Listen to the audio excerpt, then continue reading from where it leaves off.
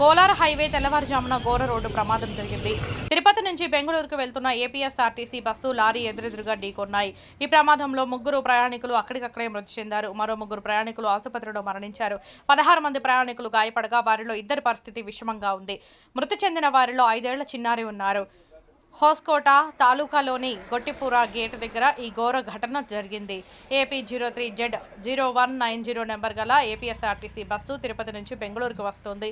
ఎదురుగా వస్తున్న lorry ఢీకొనడంతో bus పూర్తిగా నుజ్జునుజ్జు అయ్యింది. నిద్రిస్తున్న సమయంలో ఓవర్టేక్ చేసేందుకు ప్రయత్నించిన బస్సు లారీని వెనుక నుంచి ఢీకొట్టింది. ఢీకొన్న ధాటికి బస్సు ముందు భాగం ఒకవైపు పూర్తిగా ధ్వంసమయ్యాయి.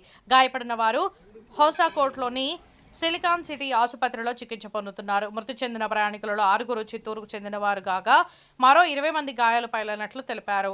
హోసాకోట్ ట్రాఫిక్ పోలీస్ స్టేషన్ పోలీసులు కేసు నమోదు చేసి దర్యాప్తు చేస్తున్నారు.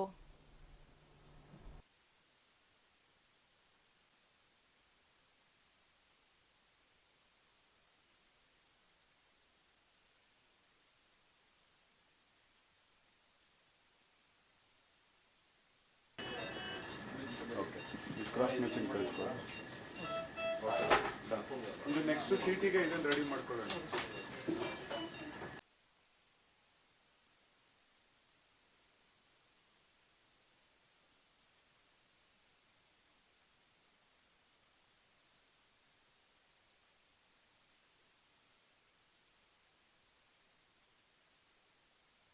ಒಂದು 11 o'clock ನಾವು ಅಲ್ಲಿಂದ ಬಿಟ್ಟಿದ್ದೀವಿ.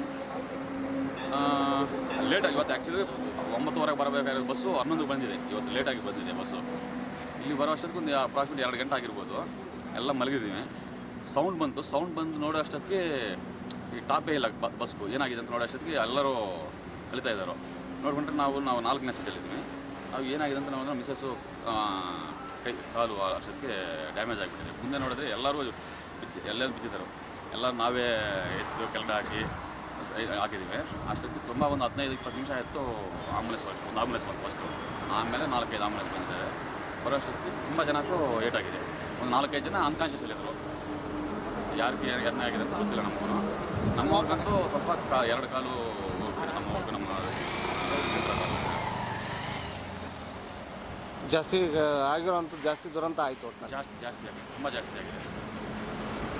ಸೊ ಏನು ಈಗ ಸರ್ಕಾರಕ್ಕೆ ಏನು ಒತ್ತಾಯ ಮಾಡ್ತೀರಿ? ಈಗ ಒಂದು ಸಂಬಂಧಪಟ್ಟಾಗೆ ಏನು ಒತ್ತಾಯ ಮಾಡ್ತೀರಿ ಸರ್ಕಾರ? ಒಳ್ಳೆ ಟ್ರೀಟ್ಮೆಂಟ್ ಕೊಡಿಸಿದ್ರೆ ಸಾಕು. ಆಮೇಲೆ ನೋಡೋಣ ಏನಾಗುತ್ತೆ ಅಂತ. ಫಸ್ಟ್ ಒಳ್ಳೆ ಟ್ರೀಟ್ಮೆಂಟ್ ಕೊಡಬೇಕು.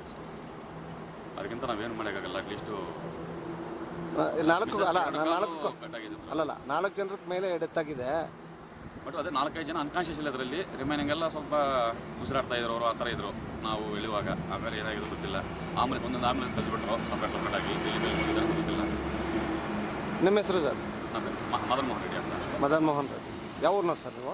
ನಮ್ಮದು ಚಿತ್ತೂರು ಪಕ್ಕದಲ್ಲಿ ಪೆನ್ಮೂರು ಅಂತ. ನಾವು ಜೆ ಪಿ ನಗರಲ್ಲಿ ಹೋಗ್ತಾ ಇದ್ದೀವಿ.